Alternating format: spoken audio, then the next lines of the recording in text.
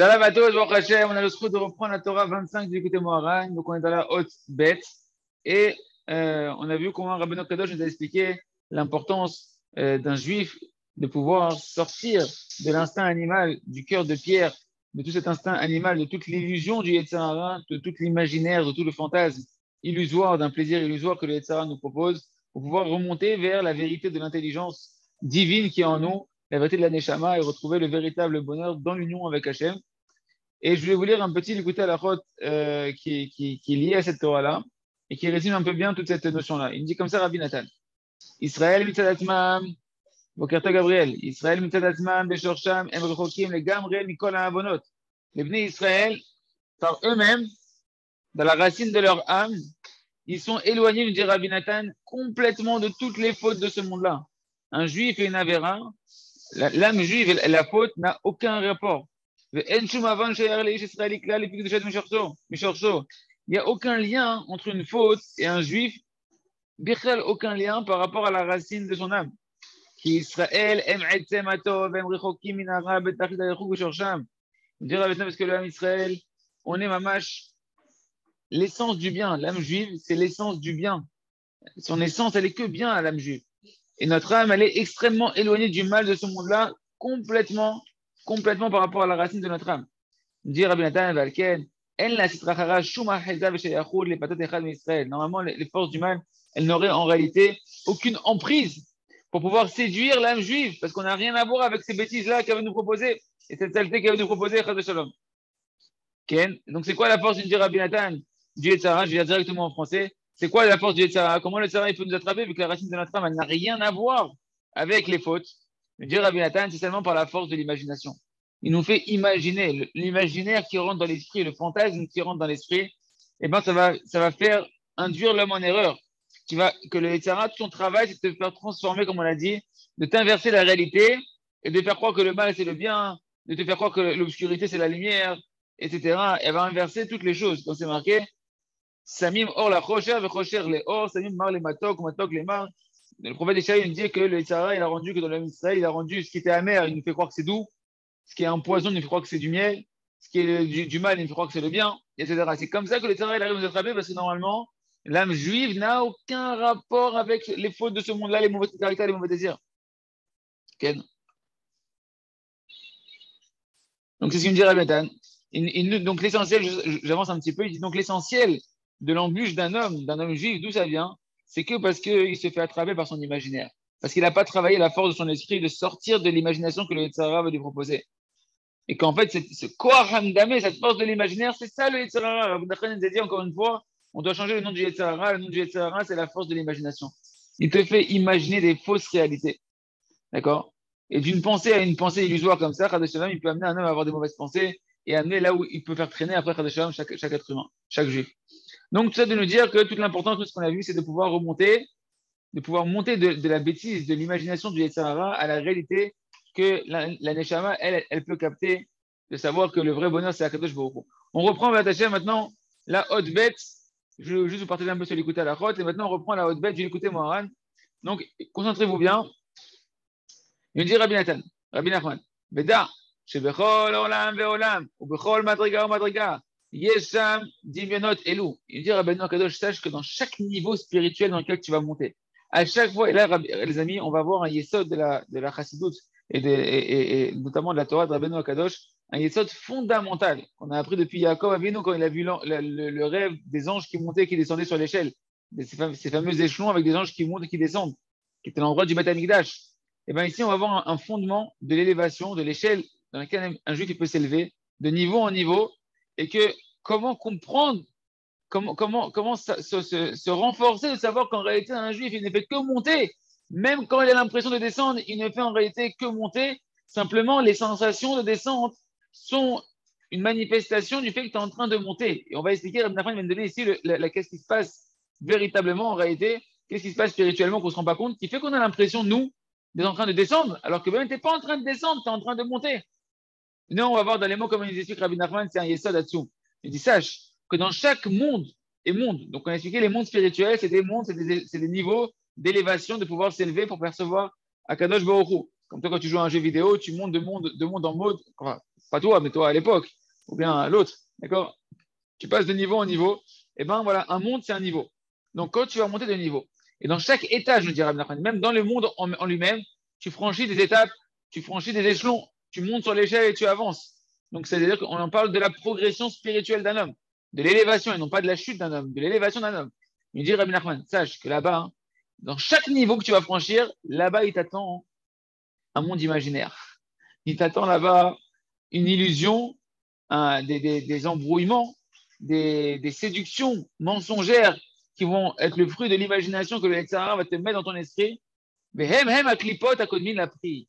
Il dit, Rabbi Nachman, ne t'étonne pas. Ne te dis pas, ouais, encore ça revient des pensées, des embrouillements et des confusions et des séductions, etc. Il dit, non, tu es en train de monter. Simplement, quand tu montes dans dans le nouveau niveau, tu vas rencontrer quoi? Les écorces qui précèdent le fruit. Tu vas rencontrer la face extérieure de ce nouveau niveau-là avant de pouvoir accéder à l'intériorité qui est le fruit. Et toujours, rappelez-vous que la face extérieure, la clipa, ce qu'on appelle l'écorce, c'est le côté amer, le côté qui cache la réalité de ce qui est renfermé à l'intérieur, qui est le fruit, qui est doux, qui est matoc, qui est agréable et qui est ça le véritable bonheur. Et bien la clipa, hein, c'est les forces du mal. La clipa, Rabbi Nachman nous dit ici, c'est la force de l'imaginaire. Et ça obligé, quand tu montes de niveau, tu vas d'abord rencontrer la phase externe de ce niveau-là spirituel. Cette phase externe, c'est l'écorce. Cette phase externe, c'est les imaginations, les séductions, les embrouillements, toutes sortes de perturbations que tu as l'impression que vas traduire comme une chute. Tu dis, ouais, encore le Tzara, il me reprend la tête avec ce gâteau au chocolat, là, avec cette chantilly là-bas, oh là là, purée, ça revient encore.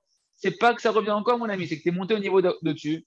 Et que quand tu montes au niveau de dessus, tu rencontres d'abord la face externe de ce niveau-là. Cette face externe, c'est les forces du mal qui entourent et qui protègent Kaviachol, on va dire, un peu comme une coquille qui vient protéger, mais donc comme des garde-fous qui viennent protéger de pouvoir accéder à l'intériorité de la Gdusha du niveau de-dessus. Et toi, tu vas devoir tenir l'épreuve de combattre, d'être vaillant et d'être confiant en toi-même que tu es en train de monter, tu es en train d'évoluer, tu es en train de progresser, non pas de te culpabiliser et de dire ouais, ça revient encore, oh là là là là là, les pensées elles reviennent. Et là, parce que si une personne elle a peur, comme quelqu'un dit, tu ne dois pas avoir peur. Parce que si tu as peur, tu vas perdre ta confiance en toi, tu vas croire que tu appartiens en fait à ce monde de mensonges qui te séduit encore une fois dans ta tête. Tu vas encore une fois faire le contraire de ce que dit Rabbi Nachman, retourner dans le passé, dire ouais, t'as vu, j'étais déjà tombé là-dedans, ça revient encore. Et tu vas te réidentifier à ce passé-là, à ce monde qui n'est pas le tien, qui n'est pas la racine de ton âme, comme on l'a vu sur l'écoute à la route, que la racine de ton âme, elle aspire que à faire le bien, elle est que de l'essence bonne et positive, pure, qui veut faire que le bien. Mais si toi, à chaque fois qu'il y a des pensées qui viennent, alors tu es en train de monter, et que quand tu es en train de monter, tu es obligé de rencontrer d'abord la phase extérieure de ce monde-là qui sont les épreuves que tu dois rencontrer pour franchir le niveau, qui sont ce monde de l'imagination du Yetzirah qui va t'embrouiller. Si jamais tu as peur, eh ben, tu vas retourner dans ton passé et tu vas t'identifier à ça, et tu vas te laisser tomber. Il dit Rabbi Nachman, sache, tu n'es pas en train de tomber, tu es en train de monter. Tu es en train de monter et tu dois être vaillant, tu dois être confiant en toi que tu es en train de monter et que de la même manière que tu as réussi à avancer déjà dans ta vie, dans les étapes précédentes, et ben là aussi, Hachem, il est à tes côtés, le tzaddik, il est à tes côtés pour pouvoir t'aider à continuer à avancer. C'est ce qu'on appelle, quand tu montes de niveau, tu rencontres d'abord l'écorce qui précède le fruit. Mais Sovevim et Agdusha, parce qu'en réalité, ces forces du mal, toujours, elles entourent la Kedusha. On a vu à plusieurs reprises, on a écouté Moran, qu'il y a toujours un niveau externe et un niveau interne, une lumière externe, une lumière interne dans chaque niveau. C'est une dimension, pas un niveau externe, un niveau interne. Dans chaque niveau, à chaque instant, on a une lumière qui est extérieure et une lumière qui est intérieure. Et dans la Gdusha, il y a ce qu'on appelle, ce qui est la lumière extérieure qui va être plus comme l'écorce, et ce qui est intérieur qui va être véritablement la Kedusha.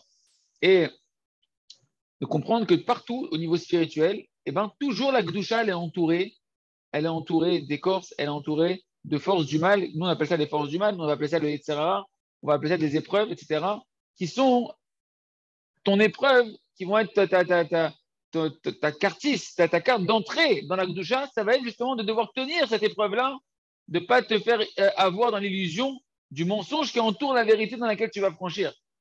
Ce mensonge, c'est les séductions, c'est les passions de ce monde-là, etc., les mauvais caractères, les mauvais désirs qui veulent te faire croire qu'il y a un plaisir là-bas ou qu'il y a une justification à aller dans ce chemin-là. Ok, on continue. Donc, c'est ces forces du mal, elles entourent la Gdusha. C'est la dimension de ce qui est marqué dans Télim 12 de David Ameler, que les Rechaïm, ils vont autour de la Gdusha et ils entourent la Kedusha. D'accord? Et donc le Rav, il dit au passage, Rav Arush Yahye, Mourad Rabbeinu, il nous dit ici que c'est pour ça qu'on voit chez les tzadikim, c'est toujours comme ça. Les tzadikim, autour d'eux, il y a des Rechaïm. Autour des tzadikim, même autour des tzadikim, tu vas voir qu'autour d'eux, toujours, il y aura une clipa, il y aura une écorce. N'importe quelle notion de Gdusha, nous, on est étonné. Ouais, je comprends pas, je me rapproche d'un tzadik, je me rapproche d'un, etc. Et je sens qu'il y a des trucs qui sont pas normaux autour, des trucs qui sont bizarres. On dirait qu'il y a, il y a de la citra hara autour, etc. C'est toujours comme ça. C'est comme ça, la Gdusha, elle est entourée autour d'une écorce. Cette écorce-là, c'est ce qu'on va appeler, pour nous, les Rechaïm ici, ou bien les Tserara, ce que tu veux, c'est l'épreuve. Et là, écoutez bien, il dit Rabbeinu, Ukshadam ne'eta ki madriga le madriga, az tsarich lo leler derech elu adimyonot, kede leagia et la kedusha. Et quand un homme maintenant il monte, Baruch Hashem, tu montes, Baruch Hashem, tu es en train de t'élever, tu es en train de monter de niveau en niveau. Alors qu'est-ce que tu dois faire? Tu dois d'abord franchir quoi? Eh bien, cette écorce qui est l'imagination, qui est le Yetzerara du niveau d'au-dessus. La Gemara nous dit tout celui qui est plus grand que son ami, il a un Yetzerara qui est plus grand que lui. Pourquoi? Parce que tu vas rencontrer le Yetzerara du niveau d'au-dessus. Et de la même manière que tu es de plus en plus costaud, eh ben, il va falloir une épreuve de plus en plus costaud pour pouvoir continuer à te faire muscler. Quelqu'un qui est musclé, qui se muscle, comment il fait grossir son muscle? Ben, à chaque fois, il va rajouter des kilos. Il va rajouter un effort plus fort. Si je te mets le même kilo que ce que tu as déjà réussi à muscler ton muscle avec, ton muscle, il va plus évoluer, il va plus grossir. C'est pareil, tu montes de niveau spirituel. Tu as vaincu un Yetzirah du niveau d'en dessous, du monde numéro 2. Tu montes au level numéro 3. Okay. Et ben à ce moment-là, tu vas avoir un Yetzirah pour pouvoir t'aider encore à grossir ton muscle, entre guillemets, de Gdusha.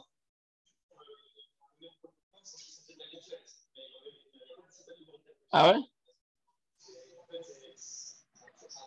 C'est un peu niveau.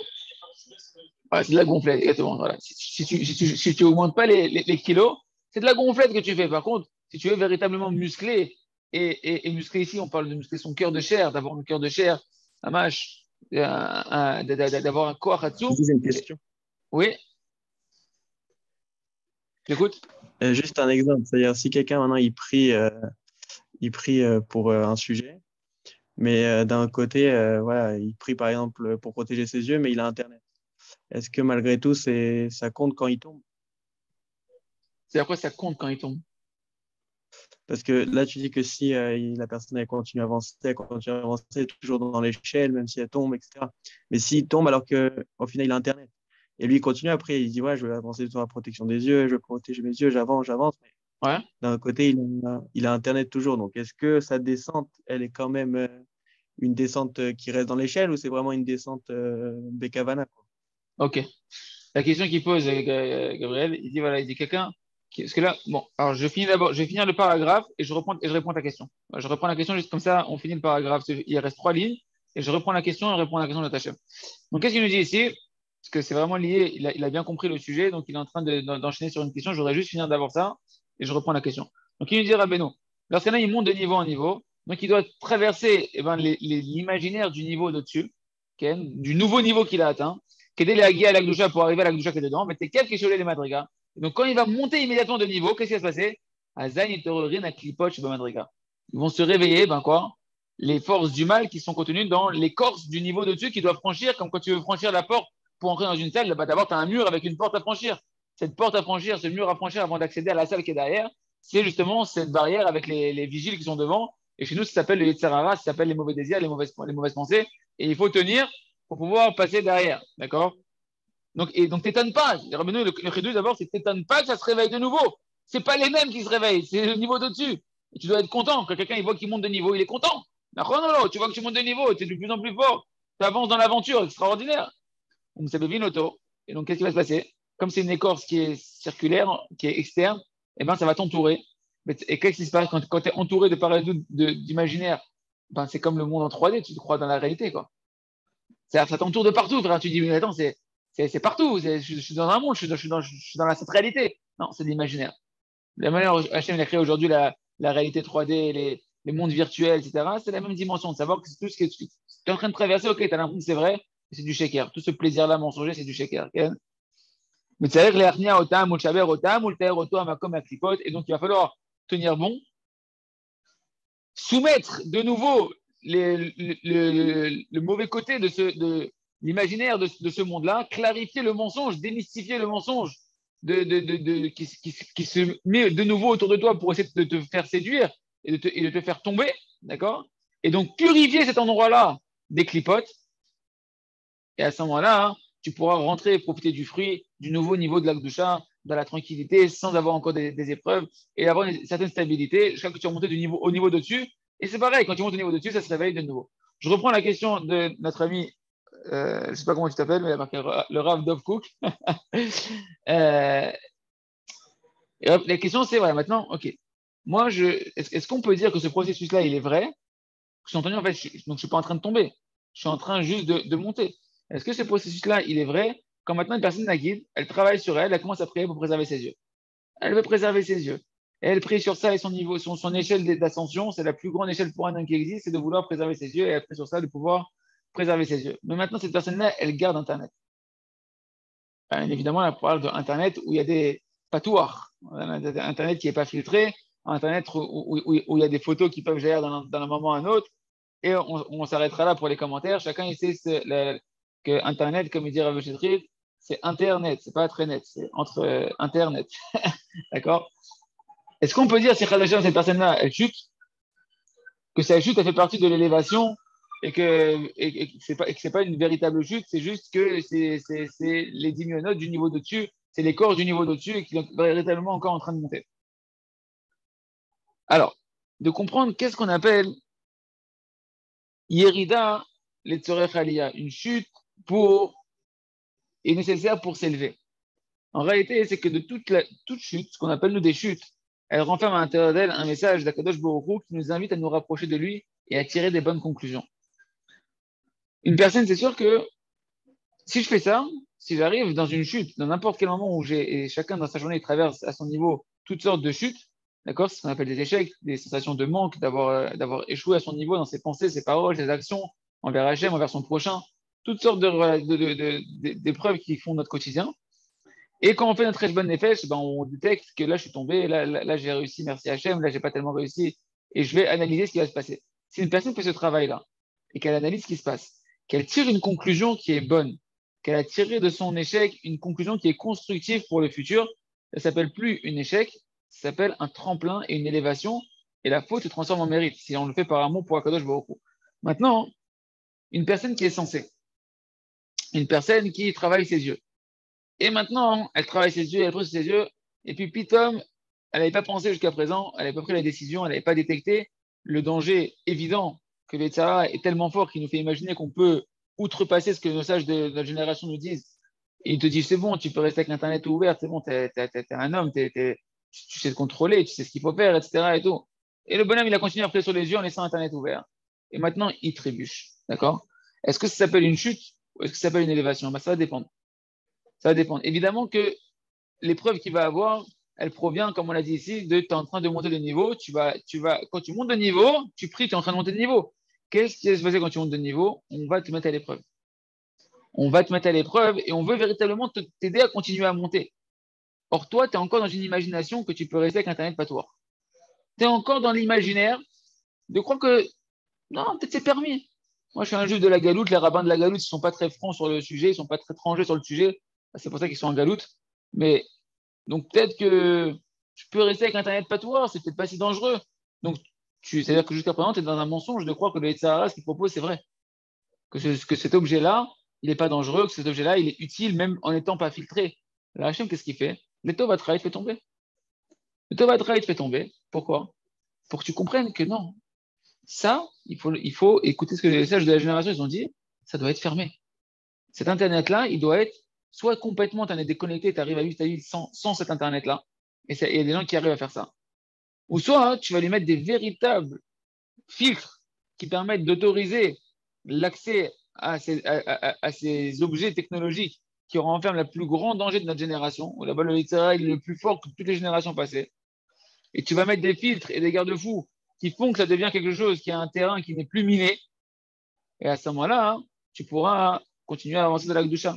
Mais si une personne, sans cesse, elle tombe, et elle tombe, et elle tombe, et elle ne tire pas les conclusions, là, à ce moment-là, c'est que véritablement, eh ben, elle s'empêche elle-même de monter. Mais si, à partir du moment où la personne elle prend conscience, elle dit, OK, il faut que je mette un filtre, et elle commence à prier là-dessus. Et c'est ça, toute la rabotaille, le secret du Cheshbon HaNefesh, de Yishuv Hadat, de la Hitbodedut Nechona, de faire une bonne Hitbodedut, c'est d'apprendre dans ses échecs sans culpabilité, sans maintenant se dénigrer et sans vouloir, etc., de mettre la main d'Hachem. Hachem, même dans mon échec, il m'a fait traverser par un chemin. Ce chemin, c'était Internet. Internet, eh ben, je suis retombé alors que mon désir de mon âme, c'est de ne pas vouloir fauter avec mes yeux. Eh ben, ok, Hachem est en train de te donner un message qui est simple. Mets un filtre. Et dès que tu vas faire ça, eh ben, tu vas continuer de pouvoir monter au niveau d'au-dessus. Maintenant, si une personne, à chaque fois, dans la même épreuve, elle ne fait pas le travail, bon, bah, elle stagne dans cette épreuve-là, dans ce niveau-là, elle reste dans le même niveau. Mais à partir du moment où, dans ce niveau-là, elle prend une conclusion et elle cherche à avancer, ou bien qu'elle va intensifier sa volonté, la personne, pour l'instant, n'a pas les forces de mettre un filtre. Mais elle dit, OK, je n'ai pas les forces pour l'instant, bah, c'est quoi, j'ai prié 15 minutes, c'est pas suffisant, je suis retombé, j'ai prié 30 minutes. Jusqu'à ce que la personne, l'essentiel, c'est que la personne, tant qu'elle réagit, et que de cette rencontre avec le monde, avec l'écorce du monde au-dessus et les épreuves du monde au-dessus, soit elle réagit positivement à la Macom et elle tient bon et elle arrive à franchir le niveau d'au-dessus et elle arrive à ne pas tomber, c'est extraordinaire. Soit elle va faire ce travail-là dans sa libre des doutes, que si elle a eu une chute, et ben dans son libre des doutes, elle va transformer cette chute-là en une élévation, ce qui va lui permettre de continuer à avancer.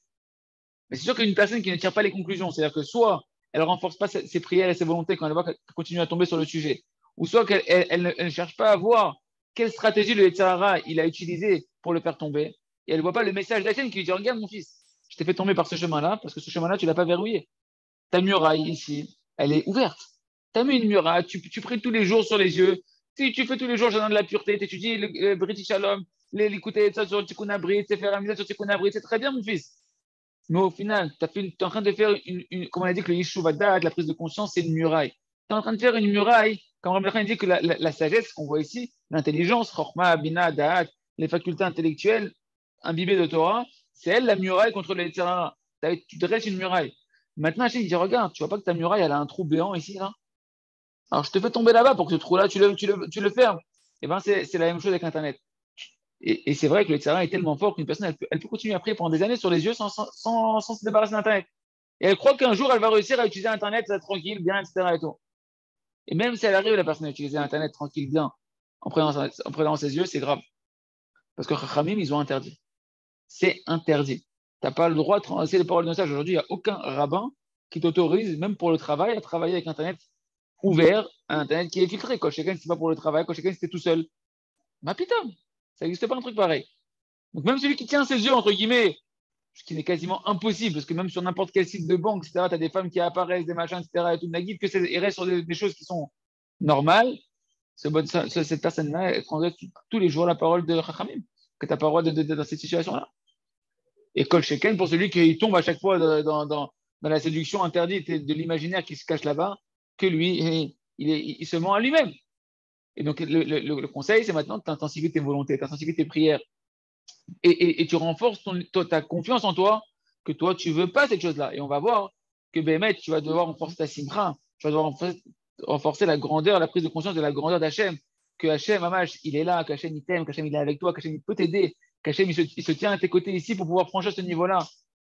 Et que tu peux vivre encore mieux en mettant un filtre, en te débarrassant même de tes WhatsApp où il y a des photos sur les côtés, des Facebook et des machins, etc.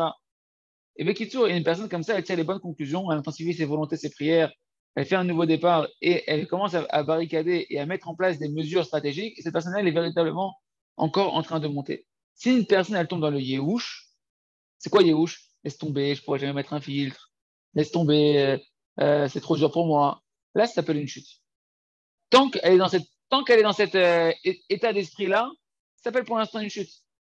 Maintenant, cette chute, il peut la transformer en un seul instant en une élévation à partir du moment où il rebondit, à partir du moment où il réagit.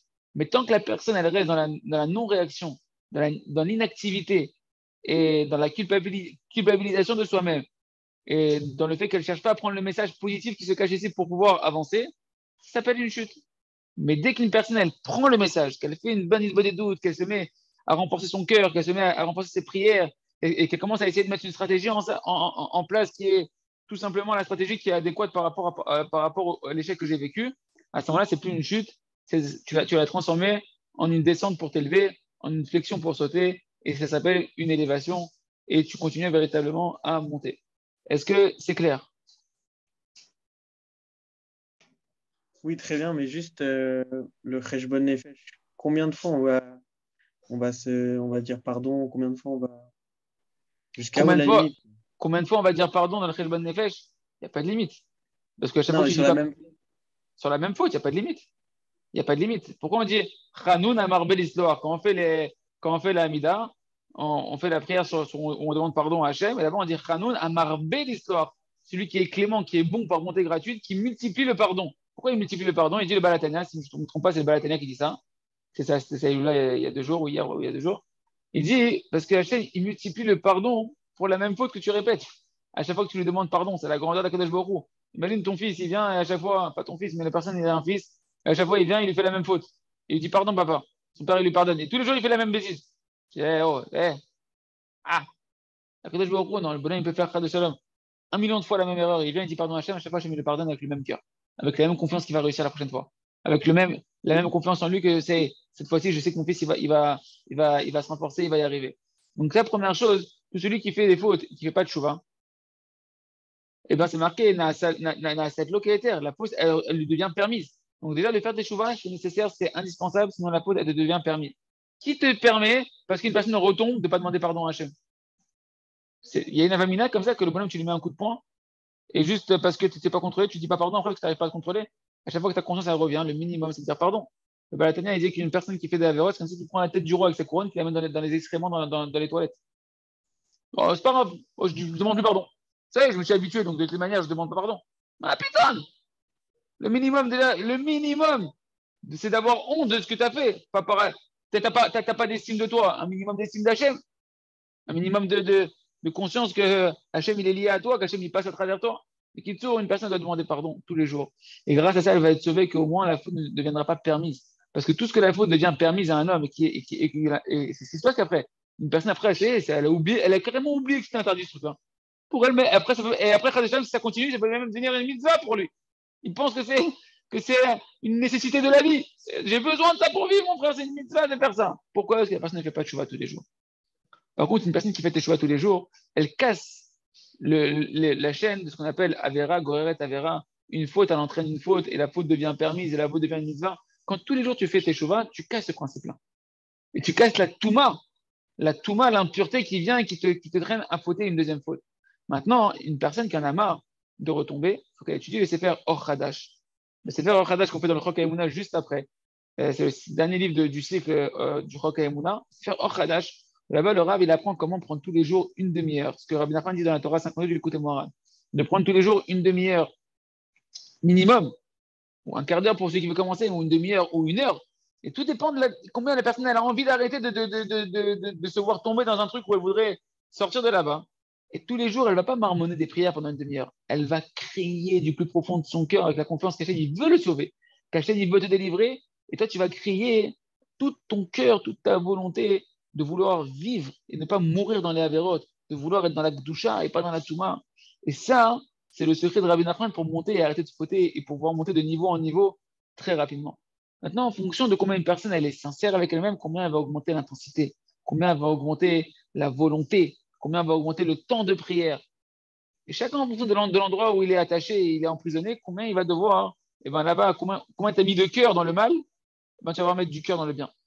Combien tu as laissé de volonté se perdre dans l'obscurité, ben combien tu vas devoir crier des volontés maintenant vers la lumière pour pouvoir te déconnecter et t'arracher, entre guillemets, au câble ensorcelant qu'on a créé par nos volontés, d'accord, et de pouvoir aller s'attacher et se faire ensorceler positivement, on va dire, envoûté par la Gdusha et rester que dans la Gdusha.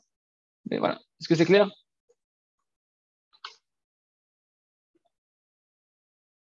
Je pense que c'est clair. Ok, on continue. Encore un petit peu. On commence donc. Hot Gimel. Beda.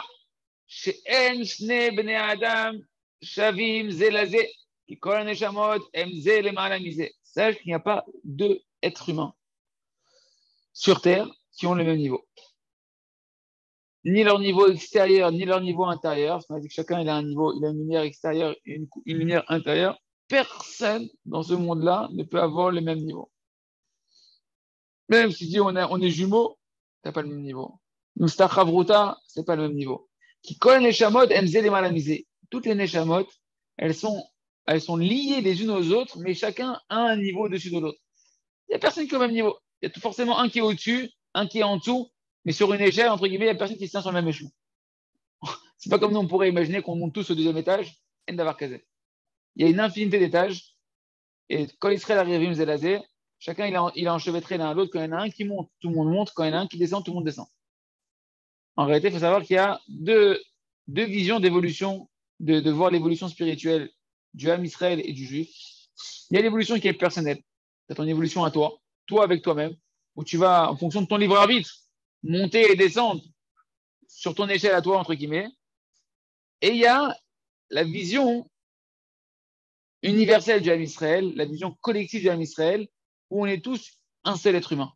On est le Adam Arishon Kaviachol, ensemble, toutes les âmes ensemble, on est l'homme que Hachem il a créé, et on forme une entité.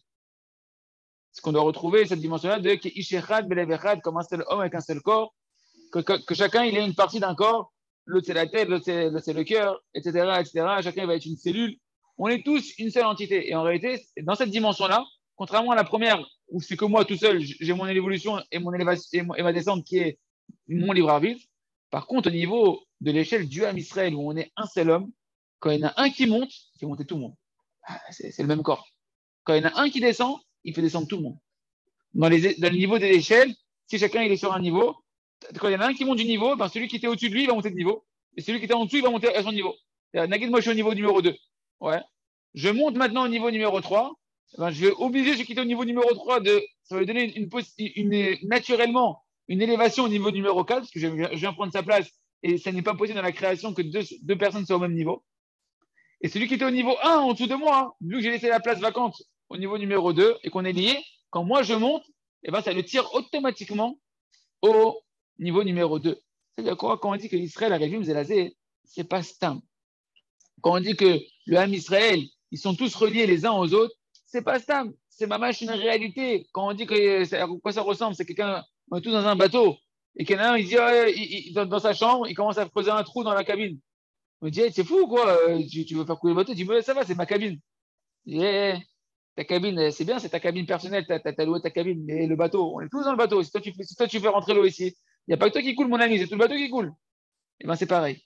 C'est vraiment véritablement pareil au niveau du Ham Israël. C'est ce qui est marqué dans la Maseret Kiddushin, Rabbi Elazar, il dit là-bas dans Dafmem, Amoudbet, Rabbi Elazar, Bar Shimon Omer, les fiches à Olam Idon, Achar Rubo Vayachid, Idon Achar Rubo, כן, עשה מצווה אחת, אשכנו, אשכב, שיחיה את עצמו ואת כל העולם לכף זכות. Vu que, en réalité, le monde, eh ben, il est jugé d'après la majorité, העולם נידון אחר רובו, והיחיד נידון אחר רובו. Le monde, il est jugé sur la globalité. Donc, même l'individu, il va être jugé par rapport à la globalité. Donc, qu'est-ce qui va se passer? S'il y en a un qui fait une mitzvah, eh ben, on dit heureux est-il. Parce qu'il a poussé tout le monde à aller dans le mérite. Parce qu'il est, en s'élevant, ben, il élève tout le monde. Avec la Torah de Rabbi Nachman, on comprend très bien. En s'élevant, il va élever tous les mondes. Ceux qui sont au-dessus vont monter, ceux qui étaient en dessous vont monter. Et la Gemara continue de dire, oi, par contre, attention. Avar avera achat, oilo, shechia et atzmo, vet kol olam lekav chova. Par contre, s'il a fait une faute, malheur à lui, parce qu'il s'est fait tomber lui, et tout le monde avec lui, il le fait tomber. Donc ça marche dans les deux sens. Maintenant, ça de comprendre en réalité que une personne, eh ben, quand elle va monter, on verra que quand elle va prendre le niveau de dessus, ce qu'on verra dans le shiur de demain, merci Hachem, on a dit qu'il y a une lumière intérieure et une lumière extérieure, d'accord? Eh ben, quand tu vas monter au niveau du dessus, c'est la lumière extérieure qui va monter. Elle va monter au niveau du dessus et elle va devenir sa lumière intérieure, Mechila. C'est le niveau que tu as atteint. C'est-à-dire que le niveau que tu as atteint à l'intérieur de toi, qui va s'élever au niveau de dessus et il va devenir l'extériorité de la Neshama qui était au niveau d'au-dessus. Je réexplique. Celui qui est au-dessus, il faut bien comprendre. Ah, je regarde une question. Niché.